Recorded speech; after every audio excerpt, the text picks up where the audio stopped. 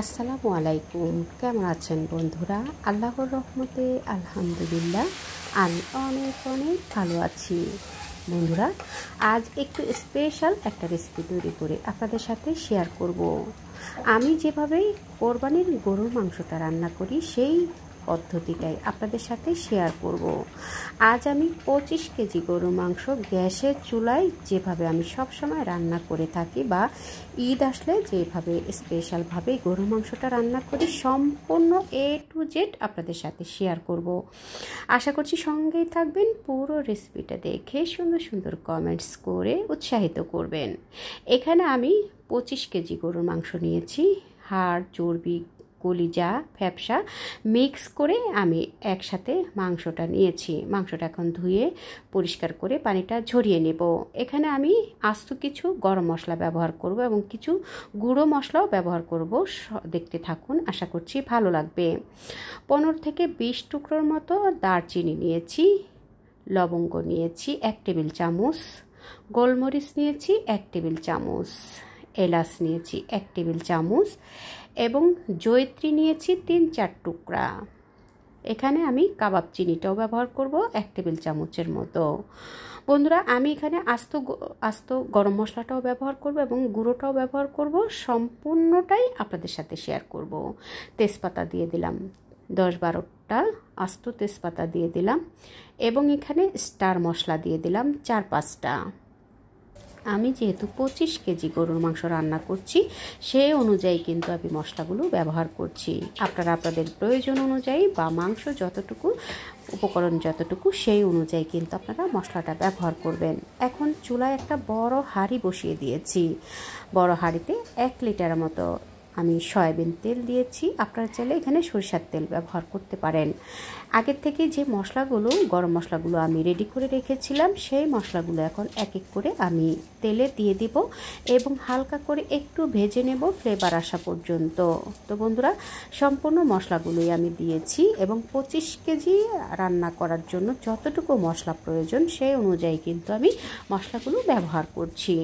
তেলে হালকা করে একটু মশলাগুলোকে ভেজে নেব এবং এখানে আমি 1/2 কেজি পেঁয়াজ কুচি দিয়েছি। পেঁয়াজটাকে হালকা করে ভেজে নেব। এই ফাঁকে কিন্তু আমার মাংসটা ধুয়ে নেওয়া হয়ে গেছে। আমি এখানে হাড়, চর্বি এবং ফ্যাপসা, কলিজা মিক্স করে নিয়ে মাংস এখানে সব ধরনের মাংসই কিন্তু ব্যবহার করেছি। মাংসটাকে ধুয়ে আমি এরকম স্ট্রেনারে পানিটা ছেঁকে নিয়েছি। আর আমি কিন্তু রেগুলার কাট করে কাটিনি।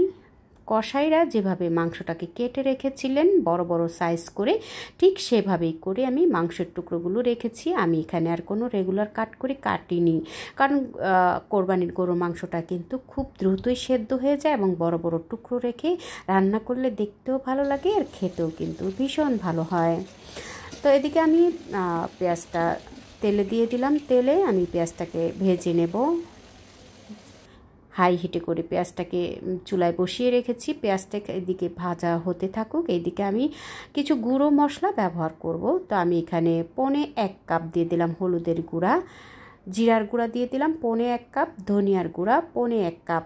বন্ধুরা, আমি কিন্তু আমার প্রায় 25 কেজি মাংসর অনুযায়ী কিন্তু আমি মশলাগুলো ব্যবহার করছি। আপনারা আপনাদের উপকরণ অনুযায়ী কিন্তু মশলাগুলো ব্যবহার করবেন। 1.25 কাপ দিয়ে দিলাম লাল মরিচের গুঁড়া। সব মশলাগুলো আমি 1.25 কাপ করেই দিয়েছি এবং এখানে আমি 1/2 কেজি মশলা পেস্ট ব্যবহার করেছি। অর্থাৎ এখানে আমি আদা, রসুন, পেঁয়াজ এবং 4টা টমেটো একসাথে করে পেস্ট করে নিয়ে সম্পূর্ণ মশলাগুলো আমার 1/2 কেজির মতো হয়েছে। সম্পূর্ণ 1/2 কেজি মশলাই আমি এখানে ব্যবহার করেছি। স্বাদ মতো লবণ দিয়ে দিলাম এবং শুকনো যে গুঁড়ো মশলাগুলো আছে সেগুলো আমি তেলে দিয়ে দিলাম। তেলে দিয়ে কিছুক্ষণ ভেজে নিয়ে এরপর আমি এখানে পানি দিয়ে দেব। পানি দিয়ে মশলাটাকে ভালোভাবে কষিয়ে নেব।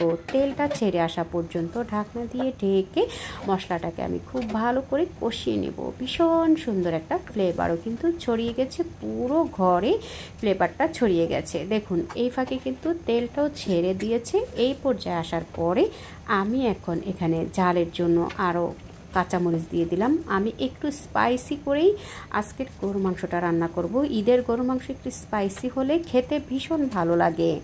বন্ধুরা, আমি এখানে আরও ঝাল ব্যবহার করব, তবে দেখতে থাকুন পর্যায়ক্রমে আমি কিভাবে ঝালটা ব্যবহার করছি।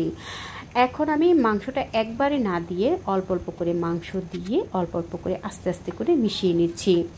একবারেই মাংসটা দিয়ে মেশাতে গেলে, যেহেতু এখানে অনেকটুকু মাংস এবং গ্যাসের চুলায় রান্না করছি, তাই আমি একবারে মাংসটা না দিয়ে অল্প অল্প করে মাংস দিচ্ছি এবং অল্প অল্প আস্তে আস্তে করে মিশিয়ে নিচ্ছি, যাতে করে সবগুলো মাংসতে সুন্দরভাবে মশলাটা মিশে যায়। খুব ভালোভাবে মিশিয়ে নিয়ে এরপর আমি ঢাকনা দিয়ে ঢেকে প্রায় 20 মিনিট হাই হিটে জাল করে নিয়েছি।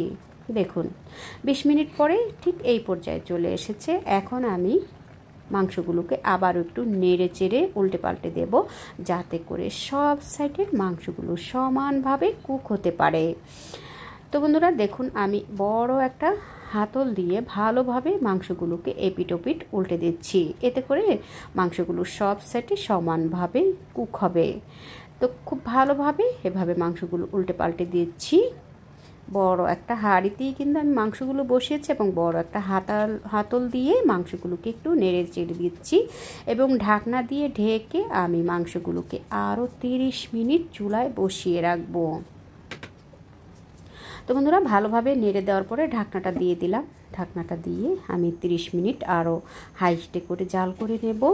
বন্ধুরা, কোরবানি ঈদের গরুর মাংসটা কিন্তু খুব দ্রুতই রান্না হয়ে যায় এবং বড় বড় টুকরো রেখে যদি রান্না করা হয় তারপরেও কিন্তু খুব দ্রুতই মাংসটা সেদ্ধ হয়ে যায়।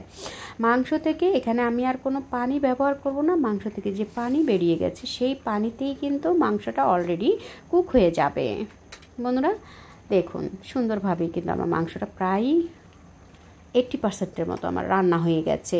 এই পর্যায়ে আসার পরে আমি এখানে গুঁড়ো গরম মশলা ব্যবহার করছি 1.5 কাপ। তো আমি পুরোটা একবারে দেইনি, অর্ধেকটা দিয়েছি, বাকি অর্ধেকটুকু আমি পরবর্তীতে নামানোর আগে আবারও ব্যবহার করব। গুঁড়ো গরম মশলাটা গুঁড়ি দিয়ে আবার একটু ভালোভাবে নেড়ে দিচ্ছি, যাতে করে ফ্লেভারটা সব মাংসের ক্ষেত্রে ভালোভাবে মিশে যায়। প্রায় 80% হয়ে যাওয়ার পরে আমি একটা ফোড়ন দিয়ে দেব। ফোড়ন দেওয়ার জন্য আমি এখানে 1/2 লিটার সয়াবিন তেল দিয়েছি এবং 1 কাপ পরিমাণ পেঁয়াজ কুচি, 15 থেকে 20টা আস্ত শুকনো মরিচ দিয়েছি। দিয়ে বেরেস্তা কালার হয়ে আসা পর্যন্ত পেঁয়াজটাকে তেলে ভেজে নেব এবং ভেজে নিয়ে আমি ফোড়নটা দিয়ে দেব। তো আমার পেঁয়াজটা কিন্তু বেরেস্তা কালার হয়ে আসার পরে আমি এখন মাংসের সাথে মিশিয়ে দিয়ে খুব ভালোভাবে মিশিয়ে দিয়েছি। বাকি যে গরম মশলাটুকু ছিল, গরম মশলার গুঁড়ি ছিল, সেই মশলাটুকু আমি এখন আবারও দিয়ে দিয়েছি। দেখুন, মাংস থেকে কিন্তু পর্যাপ্ত পরিমাণে পানি বেরিয়েছে। এই পানি দিয়েই কিন্তু মাংসটা সুন্দরভাবে আমার কুক হয়ে গেছে। এভাবে করে 100% কুক হওয়া পর্যন্ত আমি চুলায় বসিয়ে রাখবো। দেখলেন তো বন্ধুরা, কত সহজেই কিন্তু গ্যাসের চুলায় আমি কোরবানির মাংস 25 কেজি মাংস আমি একইভাবে সুন্দরভাবে রান্না করে নিয়েছি। আমি ঝালের জন্য আরও কিছু কাঁচামরিচ এখানে ব্যবহার করেছি।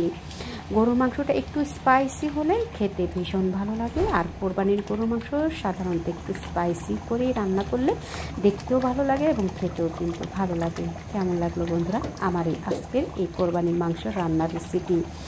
আশা করছি সকলের কাছে খুব ভালো লেগেছে।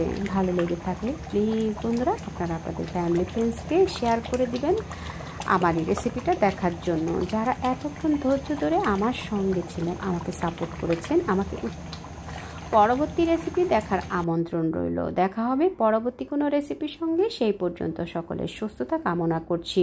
ধৈর্য ধরে এতক্ষণ সম্পূর্ণ রেসিপিটা দেখার জন্য অনেক অনেক ধন্যবাদ। আল্লাহ হাফেজ।